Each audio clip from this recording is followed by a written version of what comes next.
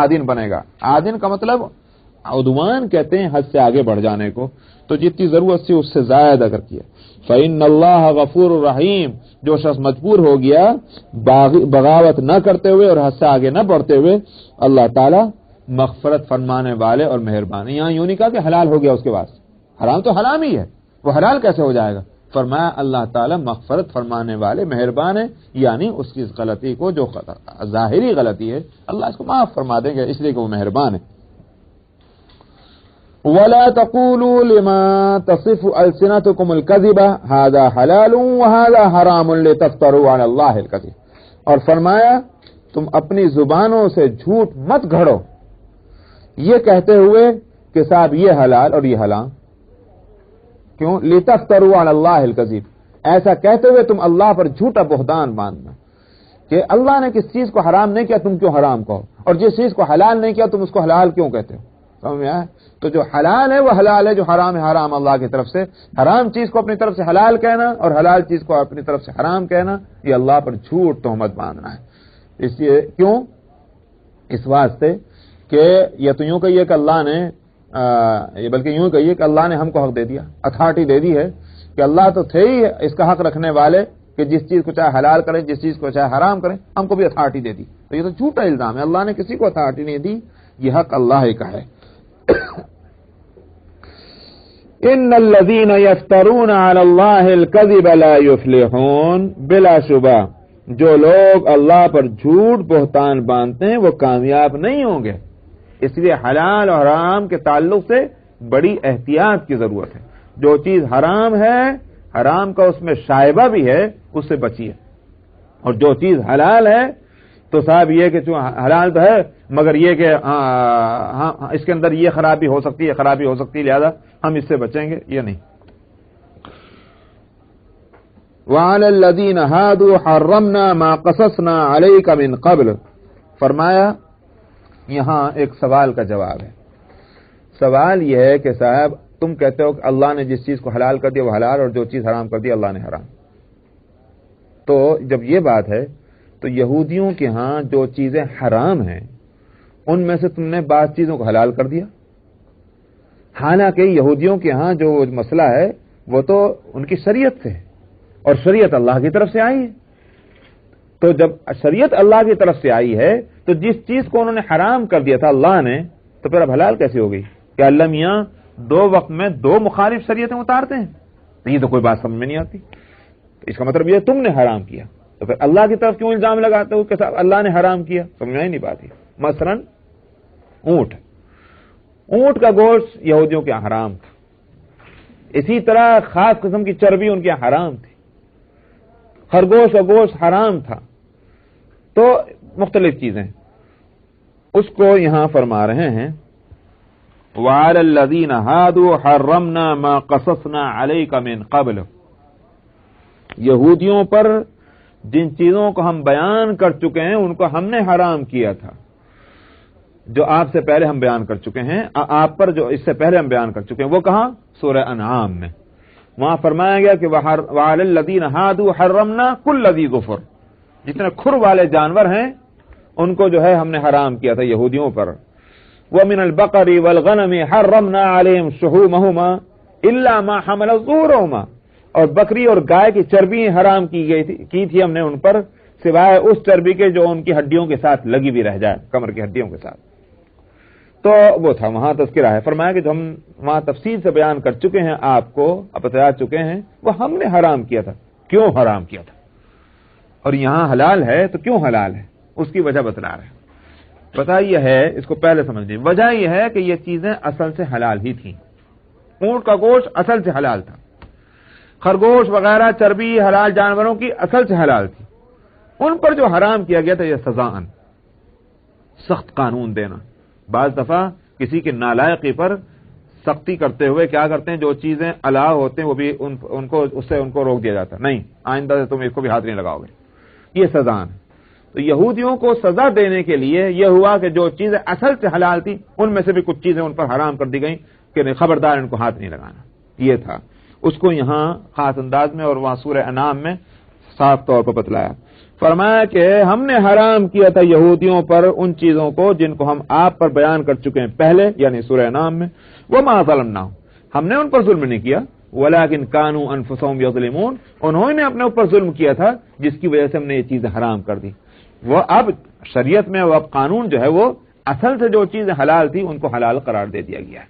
تو وہاں بھی میں نے کہا کہ اس کو فرمایا کہ ذالک جزیناہم ببغیہم، یہاں نہیں، سورہ انعام میں جن چیزوں کو یہودیوں کے لیے حرام کیا گیا تھا ان کی تفصیل بتلا کر آخر میں اس کی وجہ بتلائی گئی. ذالک جزیناہم ببغیہم وإنا لصادقون، ہم نے جو ان کو یہ حکم دیا گیا ہے، یہ احکام شریعت کے جو ان کو سخت دیے گئے ہیں اور حلال چیزیں حرام کی ہیں، وہ اس لیے کہ یہ بدلہ ہے ان کی سرکشی کا، وہاں اس کو بدلا ہے. تو اس لیے اب کوئی اعتراض نہیں رہتا. جو چیزیں محمد صلی اللہ علیہ وسلم کی شریعت میں حلال ہیں اور یہودیوں کی شریعت میں وہ حرام ہیں، تو اس کی وجہ یہ ہے. ان ربک من بعد کیا ہوا ولکن كانوا انفسهم يظلمون ثم ان ربک للذین عملوا السوء بجہالۃ ثم تابوا من بعد ذلك واصلحوا. لیکن یہودیوں کے لیے بھی دعوت ہے کہ اب بھی تم آ جاؤ، ادھر آ جاؤ اور توبہ کر لو اور اپنے اعمال کی اصلاح کر لو، تو جو چیزیں حرام تھی وہ حلال ہو جائیں گی. فرماتے ہیں کہ پھر آپ کا رب ان لوگوں کے لیے کہ جنہوں نے برائی کی ناواقفیت کی وجہ سے، ثم تابوا، پھر انہوں نے توبہ کر لی اس کے بعد اور اصلاح کر لی، آپ کا رب اس کے بعد مغفرت فرمانے والا مہربان ہے. بس سورہ النحل آیت نمبر 120. اعوذ باللہ من الشیطان الرجیم، بسم اللہ الرحمن الرحیم. ان ابراہیم کان امة قانتا للہ حنیفا ولم یک من المشرکین شاکرا لانعمه اجتباه وهداه إلى صراط مستقيم وآتيناه في الدنيا حسنة وإنه في الآخرة لمن الصالحين. ثم أوحينا إليك أن اتبع ملة إبراهيم حنيفا وما كان من المشركين. إنما جعل السبت على الذين اختلفوا فيه وَإِنَّ رَبَّكَ لَيَحْكُمُ بَيْنَهُمْ يَوْمَ الْقِيَامَةِ فِيمَا كَانُوا فِيهِ يَخْتَلِفُونَ. ادع إلى سبيل ربك بالحكمة والموعظة الحسنة وجادلهم بالتي هي أحسن إن ربك هو أعلم بمن ضل عن سبيله وهو أعلم بالمهتدين. وإن عاقبتم فعاقبوا بمثل ما عوقبتم به ولئن صبرتم لهو خير للصابرين. واصبر وما صبرك إلا بالله ولا تحزن عليهم ولا تك في ضيق مما يمكرون. إن الله مع الذين اتقوا والذين هم محسنون. صدق اللہ العظیم. गुज़िश्ता आयतों में तौहीद का मज़मून आया था। ख़ास तौर पर आयतें आयत नंबर 104, 105 और 106, 107 ये सब तौहीद ही से मुताल्लिक़ आयतें हैं। मुशरिकीन बावजूद शिर्क के और इसी तरह से अरब में बसने वाला दूसरा तबका जो यहूदियों का था, वो भी कुछ न कुछ शिर्क में मुब्तला था। आपको ये सुन के ताज्जुब होगा कि भाई यहूदी तो आसमानी मजहब को मानते हैं, वो मुशरिक कहाँ थे? लेकिन ठीक इसी तरह जिस तरह से हम आज ईसाइयों को देखते हैं, आसमानी मजहब के मानने वाले तो ये भी हैं, लेकिन क्या हुआ, कैसे शिर्क में मुब्तला हो गए कि हज़रत ईसा अलैहिस्सलाम को खुदा का बेटा या खुदाई में शरीक मानते हुए और शिर्क करने लगे। तो इसी तरह से यहूदियों का भी एक तबका ऐसे ही शिर्क में मुब्तला था। कुरान हकीम में इसका तज़किरा इस तरह से है कि वक़ालतिल यहूद उज़ैर इब्नुल्लाह वक़ालतिन नसारा अल मसीह इब्नुल्लाह।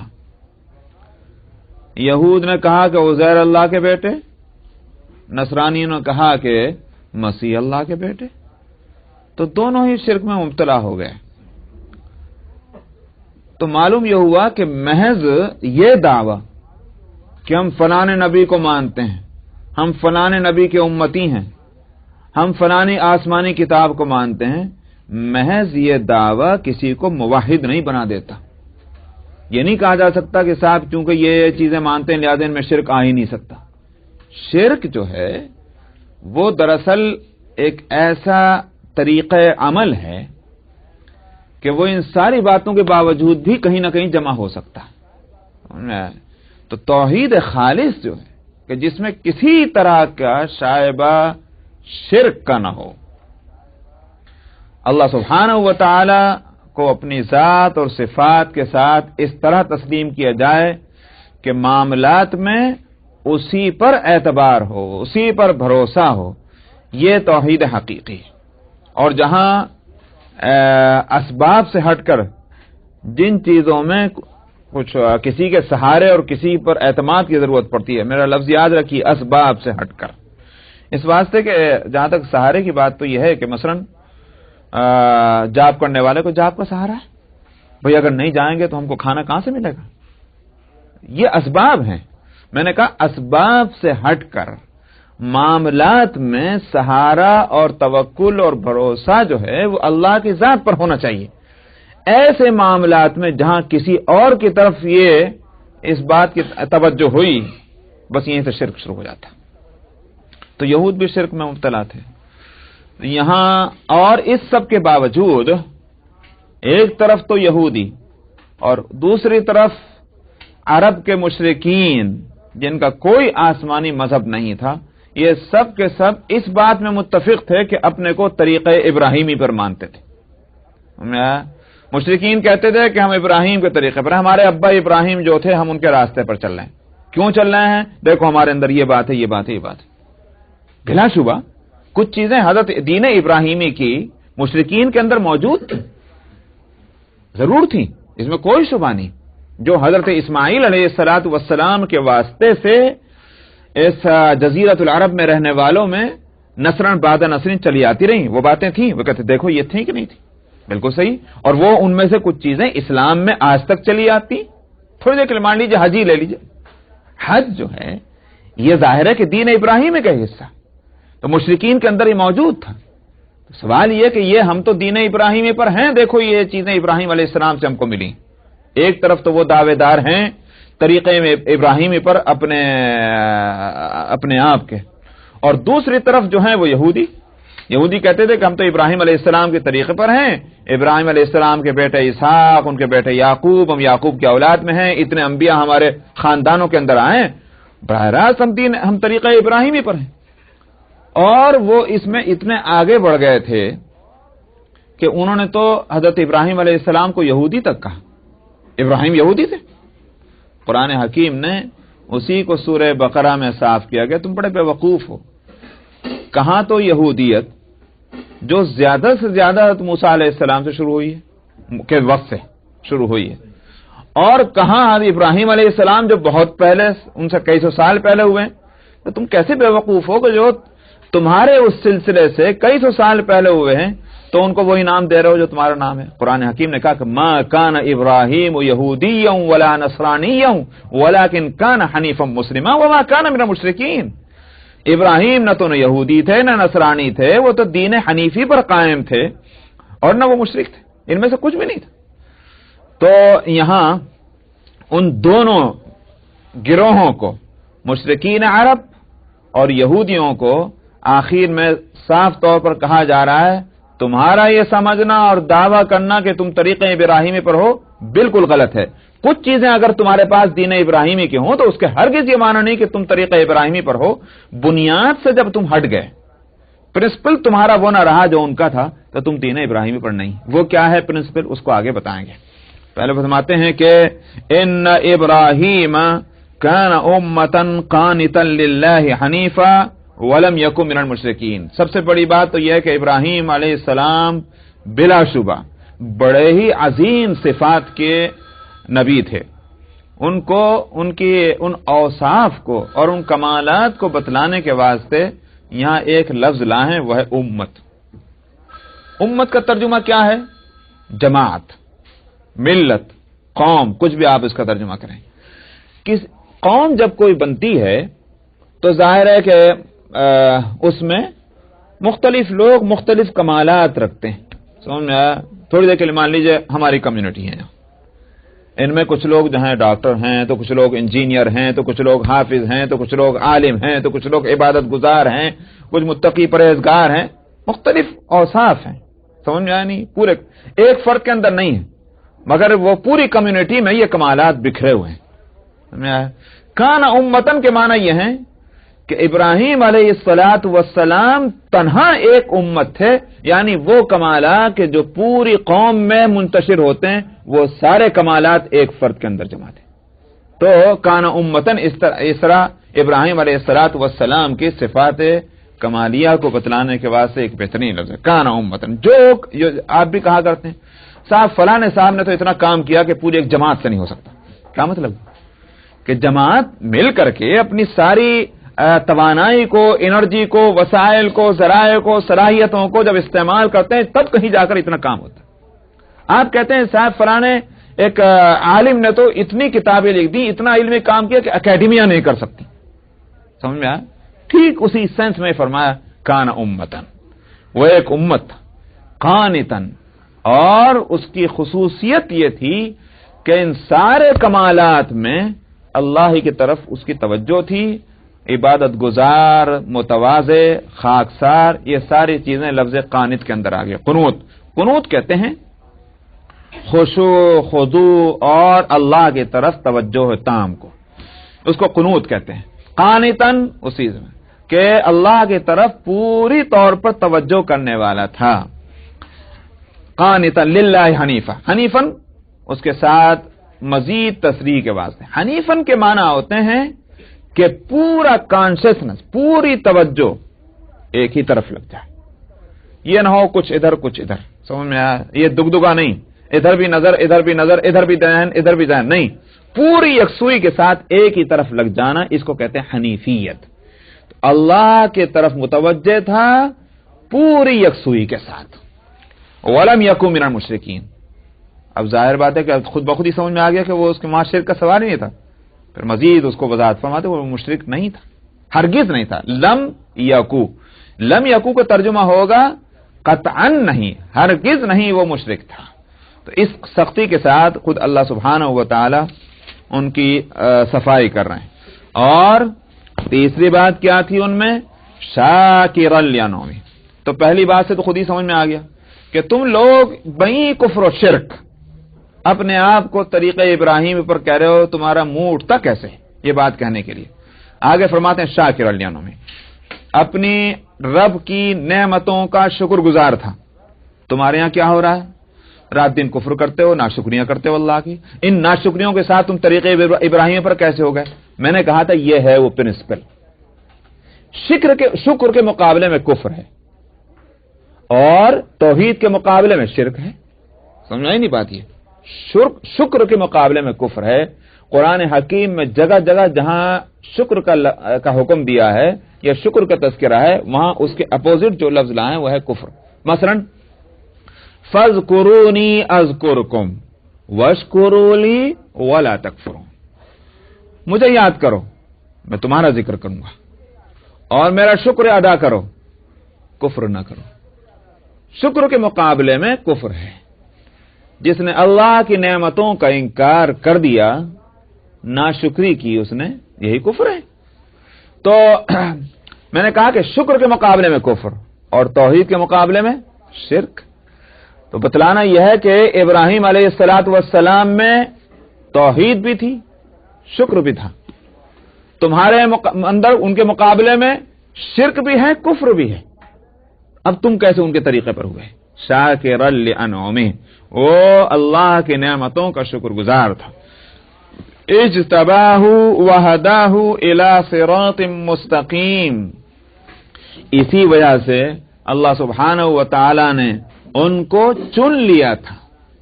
اجتبا، اللہ نے ان کو منتخب کر لیا تھا بندوں میں، ان کا درجہ بڑا بلند تھا. وہداہ، ان کی رہنمائی فرمائی تھی سیدھے راستے کی طرف. وہ سیدھا راستہ جو ہے اسی کی دعوت دینے کے واسطے یہ محمد صلی اللہ علیہ وسلم آئے ہیں، جو صراط مستقیم. اب تم یوں بتاؤ کہ تم ہو اس راستے پر کہ یہ ہیں ان کے راستے پر. اسی واسطے آگے چلیں گے. وَآتَيْنَاهُ فِي الدُّنْيَا حَسَنَةً وَإِنَّهُ فِي الْآخِرَةِ لَمِنَ الصَّالِحِينَ، ہم نے اس کو ابراہیم کو دنیا میں بھی بھلائی دی اور آخرت میں وہ نیک لوگوں میں ہوں گے. نیک لوگوں میں ہوں گے، یہ یاد پڑتا ہے مجھے، میں نے بہت پہلے اس کی وضاحت کی تھی. میں نے کہاں کی تھی وہ تو یاد نہیں رہا مجھے، لیکن یہ آیت آئی ہوگی کبھی اس طرح کی لمن الصالحین کسی نبی کے تعلق سے، اور میں نے وہاں وضاحت کی تھی کہ آخرت میں کسی نبی کے رتبہ بلند کو بتلانے کے لیے یہ لفظ کیوں لایا گیا لمن الصالحین. تو بات یہ ہے کہ وہاں مختصر ہی بتا دوں، آخرت کی کامیابیوں کا مدار جو ہے، بیس، وہ کیا ہو؟ ظاہر ہے کہ اللہ کے فضل کے علاوہ جو چیز ہوگی بیس، وہ ہوگی انسان کا اپنا صلاح، اپنی نیکی. وہاں یہ نہیں ہوگی کہ صاحب آپ کون سے خاندان کے ہیں، آپ کس کے بیٹے ہیں، آپ کون سے رسپانسبلٹی آپ کو ملی ہوئی تھی دنیا میں، یہ کچھ نہیں. صلاح اور تقوی جو ہے یہی بنیاد ہوگی وہاں کی کامیابی کی. انبیاء علیہم الصلاۃ والسلام کے اندر یہ بیس اور یہ بنیاد پورے طور پر موجود ہوگی کہ جو وہاں کامیابی کے ضامن ہے. اس لیے وَإِنَّهُ فِي الْآخِرَةِ لَمِنَ الصَّالِحِينَ فرمایا گیا. ثُمَّ أَوْحَيْنَا إِلَيْكَ أَنِ اتَّبِعْ مِلَّةَ إِبْرَاهِيمَ حَنِيفًا. یہاں سے پھر نبی کریم صلی اللہ علیہ وسلم کو خطاب ہے. پھر ہم نے آپ کی طرف وحی کی، کیا کہ آپ ملت ابراہیمی کی پیروی کیجئے یکسوئی کے ساتھ. کیا مطلب یکسوئی کے ساتھ؟ مشرکین بھی کرتے ہیں، یہود بھی کرتے ہیں، مگر وہ کیا ہے، کچھ دین ابراہیمی کو لے لیا، کچھ اور لے لیا. آپ اس طرح نہیں کریں گے، آپ پوری یکسوئی کے ساتھ دین ابراہیمی پر چلیں گے، طریقہ ابراہیمی پر. یہ ہم نے آپ کو حکم دیا. تو معلوم ہوا کہ اللہ کے حکم کے مطابق نبی کریم صلی اللہ علیہ وسلم دین ابراہیمی پر ہیں، تو حق تو ان کو ہے کہ دعویٰ کریں کہ میں دین ابراہیمی پر، تمہارا حق نہیں ہے. وَمَا كَانَ مِنَ الْمُشْرِكِينَ، پھر آگے فرمایا کہ وہ مشرکین میں سے نہیں تھا. کون؟ ابراہیم. انما جعل السبت على الذين اختلفوا فيه، مشرکین کا یہ کہنا تھا، اسی طرح سے یہودیوں کا، کہ صاحب آپ جو یہ کہتے ہیں کہ میں اللہ کی طرف سے دین لے کر آیا ہوں، یہ بات میں گزشتہ ہفتے بھی ایک آیت آئی تھی بتا چکا ہوں. تو آپ نے ان باتوں کی مخالفت کی جو ہمارے ہاں مذہب میں تھی. مثلا اونٹ کا گوشت آپ حلال کہتے ہیں، مثلا چربی کو حلال جانوروں کی آپ حلال کہتے ہیں، خرگوش کو آپ حلال کہتے ہیں، شتر مرغ کو آپ حلال کہتے ہیں. یہ ساری چیز ہمارے ہاں تو حرام ہے. تو یہ دین اللہ کا دین ہے جو ہمارے پاس ہے. ان میں جن چیزوں کا حرام کیا گیا آپ اس کو حلال کہتے ہیں. اللہ میاں کا دین دو کیسے ہو گئے؟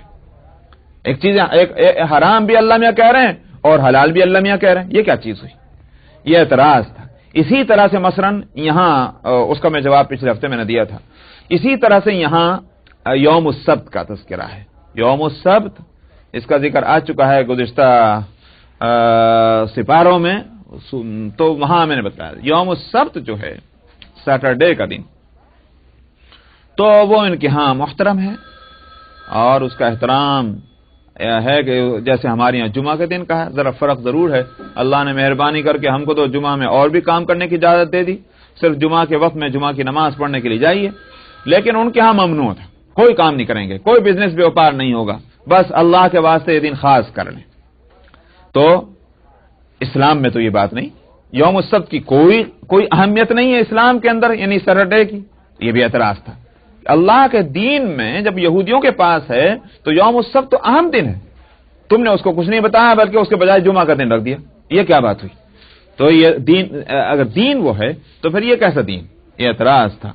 اس کو یہاں فرما رہے ہیں کہ انما جعل السبت علی الذین اختلفوا فیہ، یہ جو یوم السبت کی سختی تھی یہ ان لوگوں کے اوپر کی گئی تھی کہ جنہوں نے اللہ کے حکم میں اختلاف کیا تھا، کہ صاحب نافرمانی کی، اللہ میں نے ان کے لیے سختی کے ساتھ قانون بنا دیا، خبردار اب اس دن کوئی کام نہیں ہو سکتا، تو یہ ان پہ سختی رکھی گئی تھی. جیسے ہمارے پاس نرمی ہے جمعہ کے دن کے تعلق سے، جمعہ سید الایام ہے، سارے دنوں کے اندر سب سے اعلیٰ درجے کا دن جمعہ ہے، یہ ہے، مگر اس کے ساتھ یہ نہیں ہوا کہ آپ کوئی کام نہیں کر سکتے. اللہ نے مہربانی کر رکھی، بھائی ٹھیک ہے جو اسپیشل جو عبادت ہے اس دن وہ کر لو، اس کی جو تیاریاں کرنی وہ بھی کر لو، لیکن اس کے ساتھ وقت بچے تو جاؤ. چنانچہ قرآن حکیم میں خود موجود ہے سورہ جمعہ کے اندر، فَإِذَا قُضِيَتِ الصَّلَاةُ فَانتَشِرُوا فِي الْأَرْضِ وَابْتَغُوا مِن فَضْلِ اللَّهِ، جب نماز پوری ہو جائے زمین میں پھیل جاؤ، اللہ کی روزی کو، فضل کو تلاش کرو. یہاں ہم کو تو یہ حکم ملا ہے، اور اگر یہ حکم نہ ملتا اور پہلے ہی حکم موجود رہتا اذا نودی للصلاة من یوم الجمعہ فاسعوا الى ذکر اللہ وذروا البیع، کہ جب نماز کے واسطے پکارا جائے، آذان دی جائے تو دوڑ پڑو اللہ کی یاد کی طرف اور بزنس بیوپار چھوڑ دو.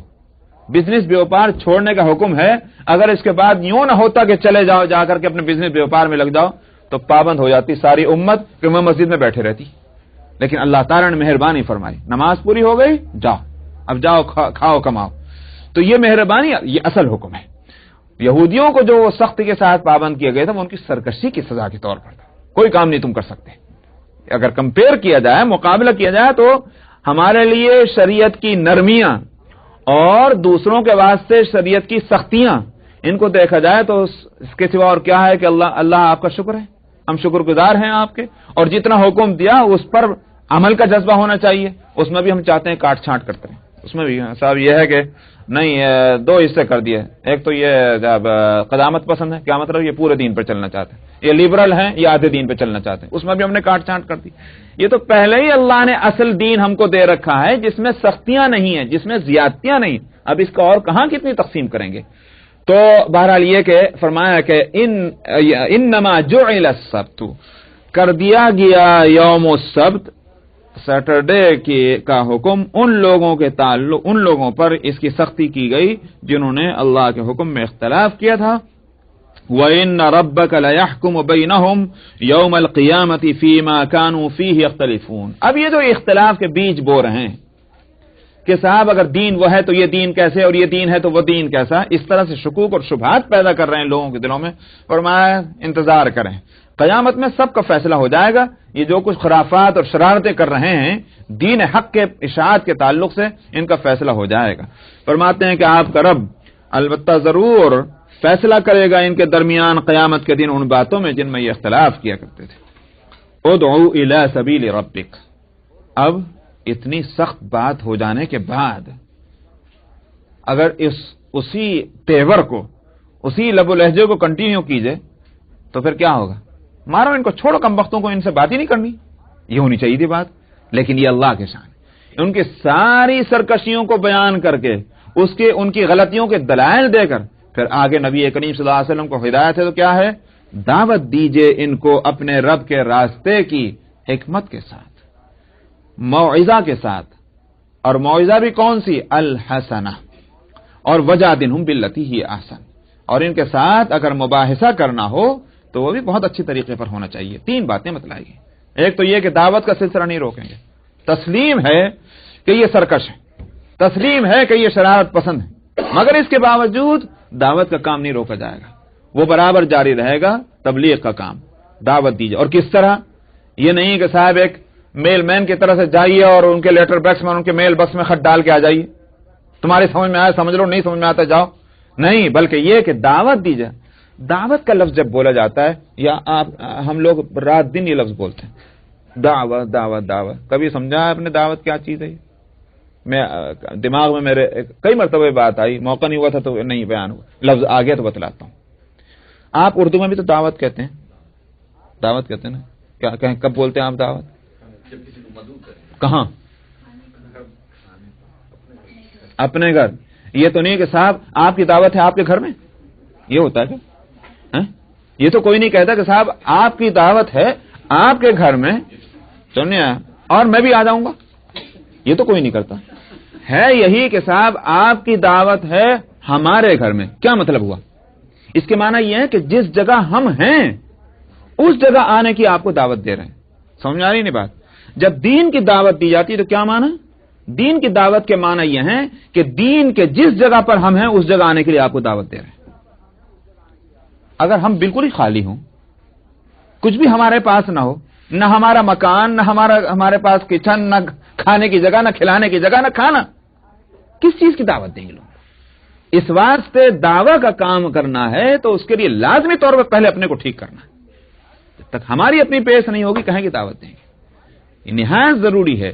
تو اس واسطے ادعو الی سبیل ربک, وجہ اس کی ہے کہ جب لفظ دعویٰ بولا جاتا ہے, دعوت, تو اس میں 3 چیزیں خود بخود جڑی ہوئی آتی ہیں اس کے ساتھ. ایک تو دعوت کہیں کی, جب آپ دعوت دیجئے کہیں گے تو کہیں کی دعوت تو ہوگی. دعویٰ ہونا چاہیے, یعنی وہ چیز جس کی دعوت دے رہے ہیں. ساتھ میں اسی کے ساتھ دعوت دینے والا, الداعی جس کو کہتے ہیں, وہ بھی خود بخود لگا آ گیا اس حکم کے ساتھ. اور مدعو جس کو دعوت دی جائے وہ بھی لگا آ گیا. اس کے معنی یہ ہوگا کہ ان تینوں چیزوں کی ہم کو رعایت کرنی ہے. مدعو کون ہے, داعی کون ہے, کیسا ہونا چاہیے داعی, پھر دعوت کس چیز کی دے رہے ہیں, ان ساری چیزوں کی رعایت لفظ دعوت میں خود بخود آ جاتی ہے اور وہ کرنی چاہیے ہم کو. فرمایا ادعو, دعوت دیجئے, الی سبیل ربک, اپنے رب کے راستے کی طرف. دیکھیے الی کا لفظ ہے, طرف کی نہیں, طرف کے معنی کیا ہے؟ ایک جگہ ہے, ایک سمت ہے جدھر آپ بلانا چاہ رہے ہیں. الی سبیل ربک بالحکمتی, حکمت کے ساتھ. حکمت کے معنی کیا ہے؟ یہ نہیں ہے کہ صاحب آپ نے نہ تو یوں سوچا کہ یہ شخص جو میرے سامنے بیٹھا ہوا ہے اس سے بات کس طرح کی جائے, یہ کچھ نہیں. یہ کس ذہن کا آدمی ہے, کس سائیکالوجی کا یہ آدمی ہے, کچھ نہیں. حکمت کے معنی یہی ہے کہ مخاطب جن کو دعوت دی جا رہی ہے ان کی پریشانیوں کو آپ دیکھیں, ان کی مجبوریوں کو دیکھیں, ان کی صلاحیتوں کو دیکھیں, اور پھر سوچ کر بات کریں کہ جو ان کو اپیل کرنے والی ہو.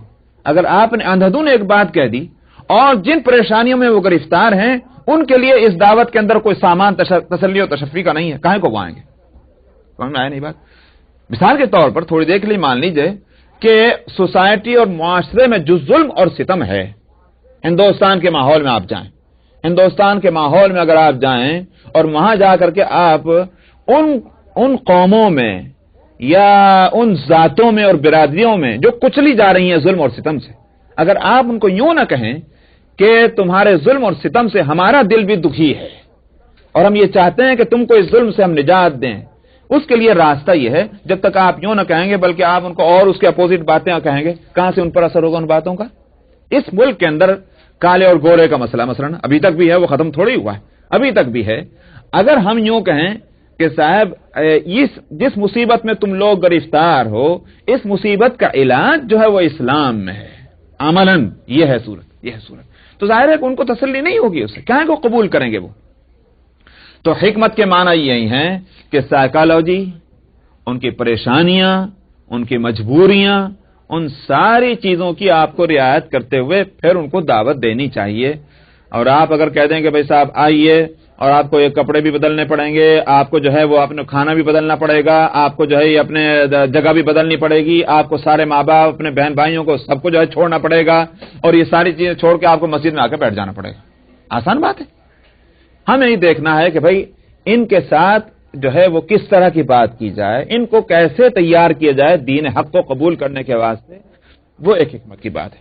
اب یہ حکمت جب ہوگی، ظاہر ہے کہ وہ حکمت والا ہی حکمت کی بات کرے گا۔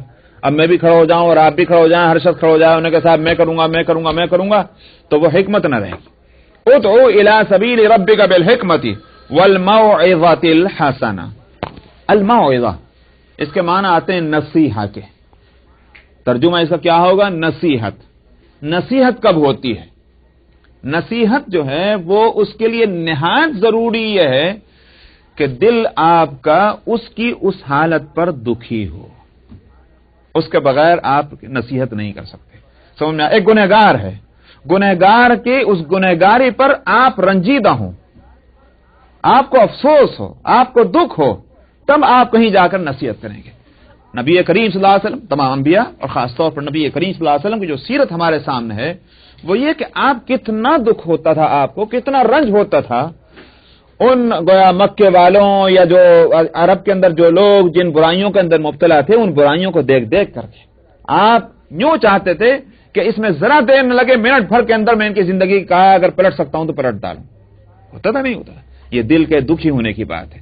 موعظہ الحسنہ، بہترین نصیحت وہی شخص کر سکتا ہے کہ جو پیشہ ور نہ ہو، خالی ایک بطور پیشہ ورانہ تقریریں نہ کرتا ہو، دعویٰ کا کام نہ کرتا ہو، واقعی اس کو ان ساری برائیوں سے اس کو تکلیف اور دکھ اور درد ہو، وہ کہیں جا کر موعظہ حسنہ کرے گا۔ تو اس لیے فرمایا دعوت دیجیے اپنے رب کے راستے کی، حکمت کے ساتھ، وزڈم کے ساتھ اور بہترین نصیحت کے ساتھ۔ وجادلہم باللتی ہی احسن۔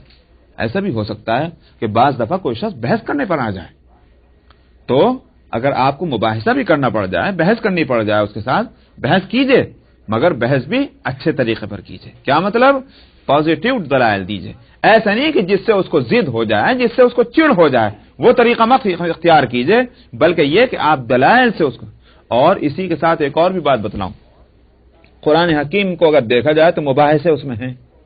آپ جتنا اب تک پڑھتے چلے آ رہے ہیں، کیسے کیسے جو ہے دانت کھٹے کر دینے والے دلائل دیے گئے، مگر ساتھ کے ساتھ آپ ایک نقطہ میں نے شاید کہیں ایسے موقع پر ضرور بتلایا ہوگا کہ ان کے اگر کوئی ایسی کچ بحثی ہے، قرآن آ کر کیا کرتا ہے، کچ بحثی کو چھوڑ کر اور بالکل وہ یوں کہیے کہ بات کا رخ بدل کر کے دوسری طرف سے آ کر دوسری بات کہتا ہے۔ اس کے معنی کیا ہوتے ہیں؟ اس کے معنی یہ ایک مباحثے اور مناظرے اور مجادلے اور مقابلے کا بہترین طریقہ ہے۔ وہ یہ کہ مثلا اگر فوج سامنے سے، ہم سمجھ رہے ہیں کہ یہ ادھر سے مقابلہ نہیں ہو سکتا، تو یہ اپنا وقت ضائع کرنا، اپنی انرجی ضائع کرنی کہ ادھر ہی لڑتے رہی۔ بہترین کمانڈر کیا ہوتا، کون ہوتا ہے؟ وہ ہوتا ہے کہ وہ محاذ کو بدل دے۔ ادھر سے اگر نہیں کامیابی ہو رہی ہے، دشمن پر قابو نہیں آ رہا ہے، تو ہٹ جائے ادھر سے۔ یہ ہٹ جانا جو ہے اور دوسرا محاذ جو ہے اس کے لیے تیار کر لینا، یہ اس کے بہترین کامیابی کی بات ہے۔ سمجھ میں آیا نہیں ہے؟ اسی طرح سے مناظرہ کرنے والا، مباحثہ کرنے والا، اس کو بات کی پچ نہیں کرنی چاہیے، دیکھنا چاہیے کہ یہ میں اگر اس بات کا جواب دے رہا ہوں، یہ بات کا جواب دینا اس کے لیے مفید ہوگا کہ نہیں ہوگا۔ اگر ہوگا وہ جواب دے، نہیں ہوگا اس کو میدان کو چھوڑے، دوسری طرف سے آ کر کے اس پر دوسری بات کہے جہاں اس کو محسوس ہو کہ یہاں واقعتاً میرے اندر غلطی میں ہے۔ تو یہ ہے وجادلہم باللتی احسن میں ساری باتیں آ جاتی ہیں کہ آپ مباحثہ کیجئے اس طریقے سے کہ جو بہت اچھا ہو۔ ان ربک هو اعلم بمن ضل عن سبیلہ وهو اعلم بالمہتدین۔ بلا شبہ آپ کا رب جانتا ہے، خوب جانتا ہے اس کو جو اس کے راستے سے بھٹک گیا، اور وہی جانتا ہے ہدایت پانے والوں کو بھی۔ وَإِنْ عَاقَبْتُمْ فَعَاقِبُوا بِمِثْلِ مَا عُوقِبْتُمْ بِهِ۔ فرمایا کہ اگر آپ کو بدلہ ہی دینا ہو، یعنی یہاں سے اب آپ سے مراد پیغمبر نہیں ہے۔ عجیب کمال ہے، جب دعوت کی بات آئی تو چونکہ اصل پیغمبر ہیں، وہاں تو ادعو کا لفظ ہے، سنگولر جو ہے وہ فارم ہے، آپ ایسا کیجئے۔ اور جب بدلہ دینے والی بات آئی تو نبی سے نے کہا کہ اگر آپ بدلہ دینا چاہیں تو نبی کا درجہ بہت اونچا ہے، وہ کہیں کو بدلہ دینے جائیں گے؟ یہاں ہے عام خطاب مومنین سے۔ وَإِنْ عَاقَبْتُمْ، اگر تم بدلہ ہی دینا چاہو اے مسلمانوں تو بدلہ دو جتنا کہ تم کو ستایا گیا ہے اس کے برابر، جتنا تم پر ظلم ہوا ہے اس کے برابر۔ وَلَئِن صَبَرْتُمْ، لیکن اگر تم نے صبر کر لیا، لَهُوَ خَيْرٌ لِّلصَّابِرِينَ، یہ صبر کرنا صبر کرنے والوں کے حق میں بہتر ہے۔ یہ بھی خوب عجیب نکتہ ہے۔ سمجھا جا سکتا تھا کہ صبر کا فائدہ دین کو ہوگا، صبر کا فائدہ اللہ کو ہوگا، صبر کا فائدہ اللہ کے رسول کو ہوگا، فرمایا نہیں، صبر کا فائدہ خود تمہیں ہوگا۔ لَهُوَ خَيْرٌ لِّلصَّابِرِينَ، کیوں؟ ایک تو یہ کہ اگر تم صبر نہیں کرو گے تو یہ مقابلے کا سلسلہ بدستور چلے گا، ہر عمل کا رد عمل، رد عمل کا رد عمل، ری ایکشن، یہ چلتا رہے گا، تو کبھی بھی تمہیں نجات نہیں ملے گی۔ صبر وہ چیز ہے کہ ظلم کے اس سلسلے کو آج نہیں تو کل، کل نہیں تو پرسوں کو روک ہی دیتا، تمہاری عافیت ہوگی دنیا میں۔ دوسرا، آخرت میں جو اس پر درجے بلند ملیں گے وہ کس کو ملیں گے؟ صبر کرنے والوں کو۔ ان اللہ مع الصابرین، دنیا میں تو معیت ہوئی اللہ کی، اور آخرت میں انما یوفی الصابرون اجرهم بغیر حساب، آخرت میں صبر کا جو ہے بے حساب اجر ملے گا۔ تو دنیا میں بھی فائدہ صبر کرنے والوں کا اپنا ہے، اور آخرت میں بھی فائدہ انہی کا ہے۔ اس لیے فرمایا لَهُوَ خَيْرٌ لِّلصَّابِرِينَ، یہ صبر جو ہے یہ بہتر بات ہے صبر کرنے والوں کے لیے۔ وَاصْبِرْ وَمَا صَبْرُكَ إِلَّا بِاللَّهِ، پھر نبی کریم صلی اللہ علیہ وسلم کو خطاب ہے، فرمایا صبر کیجئے۔ دیکھا آپ نے، جب بدلہ لینے کی بات آئی، اجازت ملی، تو وہاں تو مسلمانوں کا خطاب، اور صبر کا جب حکم مل رہا ہے تو نبی سامنے ہے، اس لیے کہ ان کا درجہ وہی ہے۔ وَاصْبِرْ وَمَا صَبْرُكَ إِلَّا بِاللَّهِ، فرمایا صبر کیجئے، اور آپ کا صبر اللہ ہی کے ذریعے سے ہے، یعنی یہ اللہ کی توفیق سے ہے۔ یہ صبر کا کہنے کو تو صبر بہت ہلکا لفظ ہے، مگر واقعہ یہ ہے کہ جب کرنے بیٹھے آدمی تو بڑا بھاری ہے۔ اللہ ہی جس کو توفیق دے دیں اور جس کے دل میں یہ خوبی پیدا کر دیں کہ وہ صبر کرے، وہی صبر کر سکتا ہے۔ اس لیے فرمایا وما صبرک الا باللہ، اور آپ کا صبر اللہ ہی کی وجہ سے ہے، اللہ کے مہربانی سے ہے۔ ولا تحزن علیہم ولا تک فی ضیق مما یمکرون، اور ان پر آپ غم نہ کریں اور نہ کسی طرح کی تنگی میں مبتلا ہوں ان باتوں کی وجہ سے جو یہ شرارتیں کرتے ہیں۔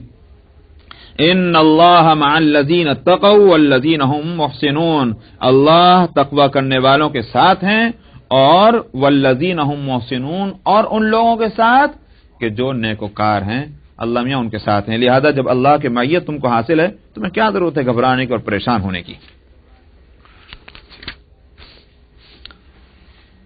بسم اللہ الرحمن الرحیم۔ سبحان الذي أسرى بعبده ليلا من المسجد الحرام إلى المسجد الأقصى الذي باركنا حوله لنريه من آياتنا إنه هو السميع البصير۔ صدق الله العظيم۔ کوئی صاحب ذرا پانی لے آئیں کیا؟ ہاں اگر کوئی تکلیف کرنا، شکریہ۔ یہ سورۃ الاسراء ہے، اور اس کا دوسرا نام بنی اسرائیل بھی ہے۔ تو سورۃ الاسراء تو آیت کا پہلی آیت میں لفظ اسرا جو آیا اس سے بنا، اسرا فعل ہے، ورب ہے، اور اسراء مصدر ہے جس سے وہ لفظ اسرا بنا، تو وہاں سے لفظ لے کر کے سورہ کا نام رکھا گیا۔ اور دوسری آیت میں آیت نمبر 4 میں بنی اسرائیل کا لفظ آیا ہے، تو وہاں سے اس لفظ کو لے کر اس سورہ کا نام سورہ بنی اسرائیل بھی ہے پڑا ہے۔ دونوں نام ہیں اس سورہ کے۔ جہاں تک اس کے زمانہ نزول کا تعلق ہے، یہ معلوم یہ ہوتا ہے کہ دور مکی جو ہے نبوت کے بعد کا، اس کے آخری دور میں یہ سورہ نازل ہوئی ہے، اس لیے کہ پہلی ہی آیت میں جس واقعے کا تذکرہ ہے وہ واقعہ ہے اسراء کا۔ اس کا مطلب میں ابھی بتلاؤں گا انشاءاللہ۔ وہ واقعہ چونکہ دور نبوی کے آخر میں ہوا، وہ دور مکی کے آخر میں ہوا ہے، آخری سالوں میں، جو 13 سال آپ کے مکے میں گزرے ہیں نبوت کے بعد، اس کے آخری دور میں یہ واقعہ ہوا، واقعہ اسراء کا۔ چونکہ اس سورہ کی پہلی آیت میں اس کا ذکر ہے، سمجھا جا سکتا ہے کہ یہ اسی دور میں یہ سورہ نازل ہوئی ہے۔ بہرحال ہے یہ سورہ مکی۔ جزاکم اللہ خیر الجزاء، بہت اچھا۔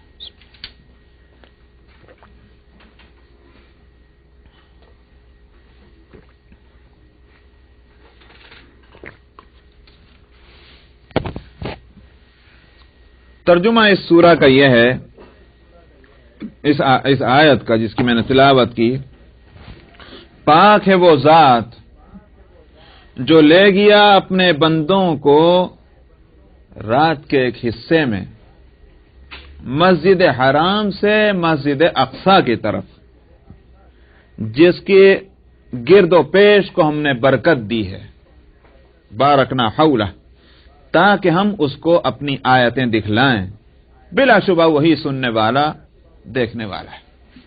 یہ ترجمہ ہے اس آیت کا۔ اسرا کہتے ہیں رات کے کو سفر کرانا، یہ ہے اسرا۔ دن کے سفر کرنے کو اسرا نہیں کہتے۔ تو سفر کرایا، لے گیا رات میں، پھر اس کے ساتھ لیلن بھی لائیں، مزید وضاحت کے لیے کہ اگرچہ اسرا